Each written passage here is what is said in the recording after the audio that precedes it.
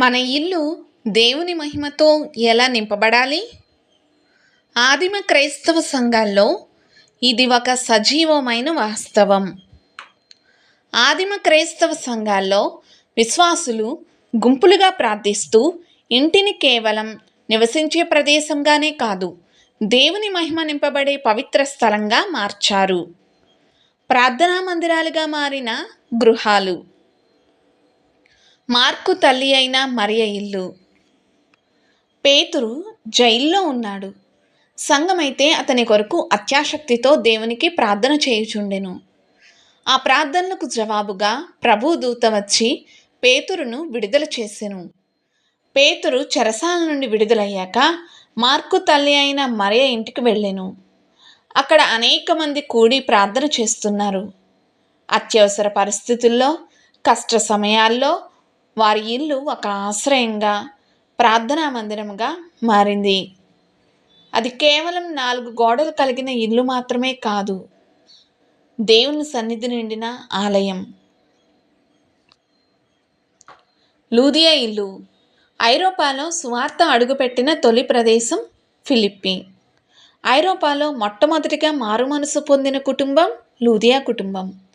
ఆమెయు ఆమె ఇంటివారును బాప్తీసం పొందినప్పుడు ఆమె, నేను ప్రభువునందు విశ్వాసం గలదానని మీరు ఎంచితే నా ఇంటికి వచ్చి ఉండుడని అపోస్తలుడైన పౌలును శీలాను బలవంతము చేసెను.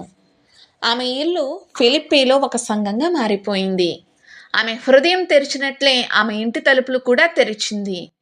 అపోస్తలుడైన పౌలుకు శీలాకు ఆశ్రయం ఇచ్చి ఆమె ఇల్లు ఒక సంఘానికి వేదికగా మారింది. లూదియా ఆతిథ్యం ద్వారా దేవుని మహిమ ఆ ఇంటిని నింపింది. వారు చెరసాల్లో నుండి వెలుపలికి వచ్చి లూదియా ఇంటికి వెళ్ళిరి. అక్కడ సహోదరులను చూచి ఆదరించి బయలుదేరిరి. ఆమె ఇల్లు ఆదరణ కేంద్రం అయ్యింది. బలపరిచే కేంద్రంగా, సేవా కేంద్రంగా అయ్యింది. అకుల ప్రిస్కిల్ల ఇల్లు. ఈ దంపతులు తమ ఇంటిని దేవుని పని కోసం సమర్పించుకున్నారు.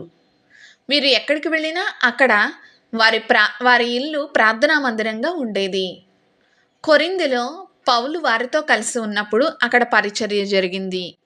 ఎఫెసులో అకుల ప్రిస్కిల్ల అనువారు వారి ఇంటిలోని సంఘమునకు ప్రభువునందు మీకు వందనములు చెప్పుచున్నారు. రోమాలో వారి ఇంటిలోని సంఘమునకు వందనములు చెప్పుడి. దేవుని సేవకునికి సహకారులుగా, విశ్వాసులకు మాదిరికరమైన జంటగా అకుల ప్రిస్కిల్లాలు ఉన్నారు. గాయి ఇల్లు. రోమా 16:23లో పౌలు ఇలా పేర్కొన్నాడు, నాకును సర్వసంగమునకును ఆతిథ్యం ఇచ్చుచున్న గాయియు మీకు వందనములు చెప్పుచున్నాడు. గాయి తన ఇల్లు మొత్తం సంఘం కూడుకోవడానికి ఇచ్చేవాడని దీని ద్వారా అర్థమవుతుంది. ప్రియమైన గాయనకును నేను సత్యమందు ప్రేమించుచున్నాను. ఇక్కడ యోహాను గాయను సత్యంలో నడిచే విశ్వాసిగా ప్రశంసిస్తున్నాడు. నీవు సహోదరులకు పరదేశులకు చేయుచున్నది విశ్వాసముతో చేయుచున్నావు. విశ్వాసంలో నడిచేవాడు, సేవలో ముందుండేవాడు, ఆతిథ్యంలో ఆదర్శంగా నిలిచేవాడు. గాయి తన ఇంటిని దేవుని పనికి సమర్పించాడు. అందుకే అతని ఇల్లు సంఘానికి ఆశీర్వాద కేంద్రంగా మారింది. ఫిలెమోను ఇల్లు కొలస్సయిలో ఉంది. ఫిలెమోనుకు రాసిన పత్రిక 1:2లో పౌలు ఇలా అంటున్నాడు, ప్రియమైన ఫిలెమోనుకు నీ ఇంటిలో ఉన్న సంఘమునకు వందనములు. ఫిలెమోను ఇల్లు కొలస్సయి పట్టణములో విశ్వాసుల కూడికకు వేదికగా ఉండేది. ఇక ఇలా చూస్తే నింఫా ఇల్లు లవోదికలో ఉంది. కొలస్సీలకు రాసిన పత్రిక 4:15లో నింఫాకును ఆమె ఇంటిలోని సంఘమునకును వందనములు చెప్పుడి అని పౌలు వ్రాసాడు. దేవుడు వ్యక్తులనే కాదు, వారి ఇళ్లలోనూ తన పనికి వాడుకున్నాడు. ఆ కాలంలో పెద్ద కట్టడాలు లేకపోయినా విశ్వాసులు ఇళ్లలోనే ఆత్మతోనూ సత్యముతోనూ ఆరాధించేవారు.